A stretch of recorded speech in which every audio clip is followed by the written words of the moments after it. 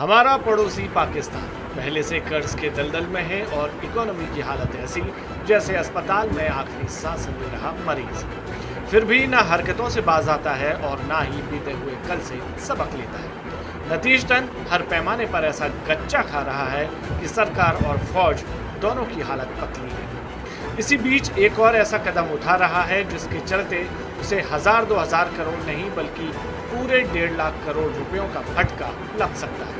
क्या है पूरा मामला, आपको समझाते हैं। दरअसल ईरान और पाकिस्तान में गैस की सीधी सप्लाई के लिए कुछ साल पहले करार हुआ था, जिसके तहत दोनों देशों के बीच सीधी पाइपलाइन बिछाई जाएगी। चूंकि दोनों देश बॉर्डर साझा करते हैं, इससे ईरान पाकिस्तान को बिना समुद्री मार्ग या बिना सड़क मार्ग के सीधे गैस सप्लाई कर सकेगा और दोनों देशों को इसका आर्थिक फायदा होगा। ये लाइन ईरान के असालुये से पाकिस्तान के ग्वादर और फिर नवाबशाह शहर पहुंचती। इसमें ईरान ने अपने इलाके में पाइपलाइन समय से बिछाई, लेकिन पाकिस्तान का वही पुराना ढीला ढाला रवैया, लिहाजा प्रोजेक्ट में देर हो रही है, जिससे ईरान का कई हजार करोड़ का नुकसान हो सकता है। इसी बात को लेकर ईरान ने पाकिस्तान को धमकी दी है कि वह अपना काम समय से पूरा करे, नहीं तो अंतर्राष्ट्रीय मध्यस्थता के साथ साथ करोड़ों रुपए का जुर्माना भरना पड़ सकता है। मामले को और गहराई से समझने के लिए थोड़ा पीछे चलते हैं। साल 2010 ईरान और पाकिस्तान में नेचुरल गैस की सप्लाई के लिए डील होती है, जिसके तहत रोजाना 75 से लेकर 100 crore feet gas Iran Pakistan को पाइपलाइन के जरिए सप्लाई करता है। 2014 तक ये पाइपलाइन बिछाने का काम पूरा होना था, लेकिन 2024 में भी ये काम पाकिस्तान की तरफ से पूरा नहीं हो सका है। जबकि ईरान ने $2 अरब के खर्चे के बाद 2013 में अपनी तरफ वाले 1150 किलोमीटर हिस्से की पाइपलाइन बिछाने का काम पूरा कर लिया था। 2010 में ईरान के राष्ट्रपति थे महमूद अहमदीनेजाद और पाकिस्तान के प्रधानमंत्री थे यूसुफ रजा गिलानी। इन दोनों राष्ट्र प्रमुखों ने ये डील की थी, लेकिन इन्हें कहाँ पता था कि इस डील का आने वाले वक्त में पाकिस्तान की सरकारें जो अधकचरा करने वाली हैं वो ईरान के लिए नुकसान और पाकिस्तान के लिए वित्तीय आपातकाल ला सकता है। लेकिन सवाल यह है कि पाकिस्तान से ये देर आखिर क्यों हुई।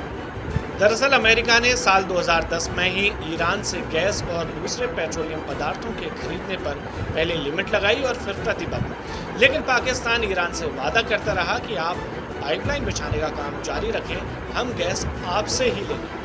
लिहाजा ईरान पाइपलाइन बिछाता रहा, लेकिन 2024 तक आते आते ये प्रतिबंध अमेरिका ने इतने सख्त कर दिए कि ईरान से गैस खरीदने मात्र से उन देशों पर भी प्रतिबंध लग जाते जो देश गैस खरीदते।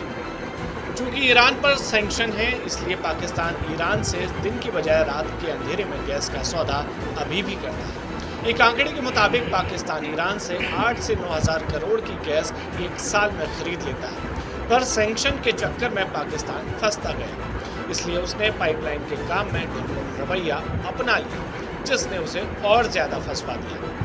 उसके इसी रवैये के चलते साल 2013 में तो ये तक अफवाह उड़ गई थी कि पाकिस्तान इस डील से अलग हो गया है और बाद में तत्कालीन प्रधानमंत्री नवाज शरीफ को चिट्ठी लिखकर सफाई देना पड़ी थी, जिसमें उन्होंने दिसंबर 2014 में गैस सप्लाई शुरू होने तक की बात कह दी थी। लेकिन अब मामला इंटरनेशनल कोर्ट में जाता दिख रहा है।